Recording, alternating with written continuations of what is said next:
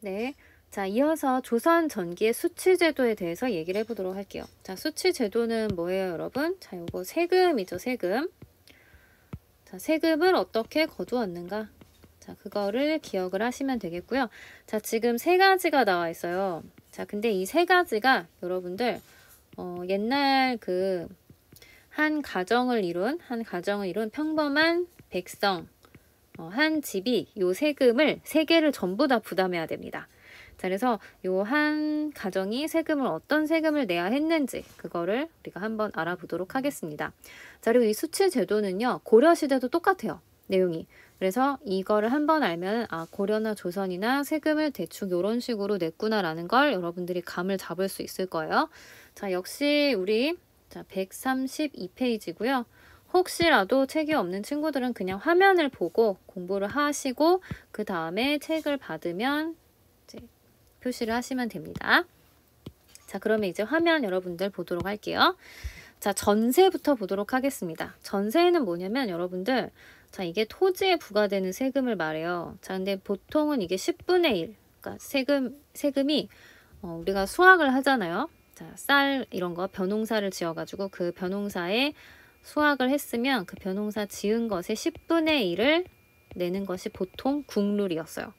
자, 그런데 나중에는 이 10분의 1이 어떻게 돼요? 점점 늘어나는 거죠. 막 중간에 이제 관리들이 착복을 하기도 하고. 자, 그러니까 세종이 어떻게 이제 법을 실시했냐면 똑똑하고 굉장히 현명한 왕이잖아요. 그래서 공법이라고 하는 이제 세금과 관련된 법을 실시합니다. 자, 나름 당시로서는 굉장히 합리적인 법이었어요. 한번 볼게요.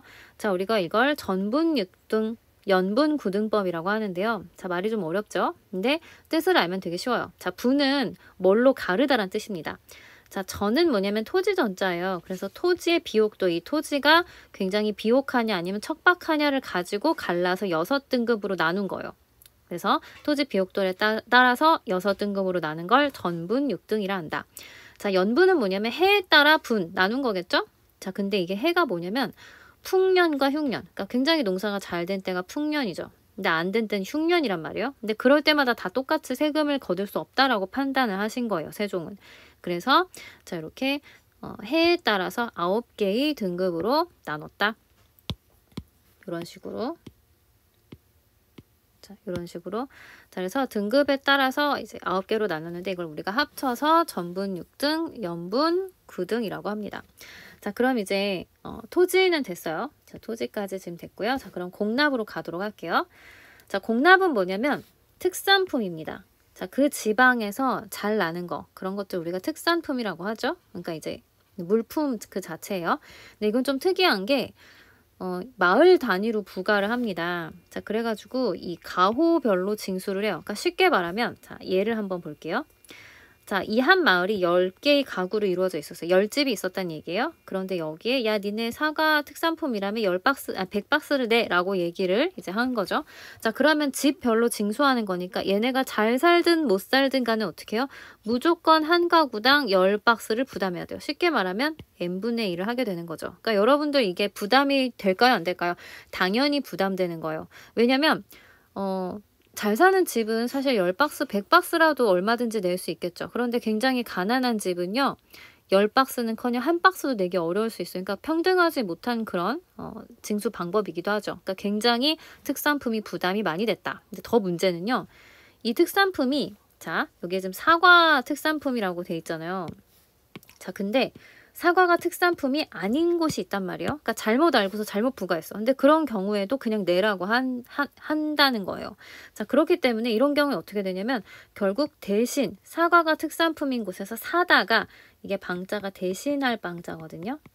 자, 그래서 사다가 낼 수밖에 없었다. 자, 그래서 이 사다 주는 비용, 그 비용까지 플러스해서 결국에는 부담해야 됐기 때문에 나중에는 폐단이 크게 발생했고, 이 비용이 이 어떤 사람들에게는 이득이 될 수 있기 때문에 이게 또 하나의 산업이 됐단 말이에요. 자, 그렇기 때문에 이거에 의해서 점점 값이 올라가고 백성들만 죽어나게 됐다라는 거죠. 자, 결국엔 조선 후기에 가장 크게 폐단이 이제 일어나서 이거를 이제 바꿔서 개혁한 것이 바로 대동법 되겠습니다. 여러분들 굉장히 조선 후기에 중요한 법이니까요. 조금 이따가 알아보도록 할게요. 자, 그러면 이제 군역, 요역으로 갈게요. 자, 이거는 뭐냐면 역은 노동력을 말합니다. 노동력을 말해요. 자, 그중에 두 가지 종류가 있는데 하나는 군역이고 하나는 요역입니다. 자, 군역은 전쟁에 나가거나 전쟁의 비용을 부담하는 거고요. 요역은 성이나 왕릉, 저수지 같은 공사에 동원되는 것을 말한다.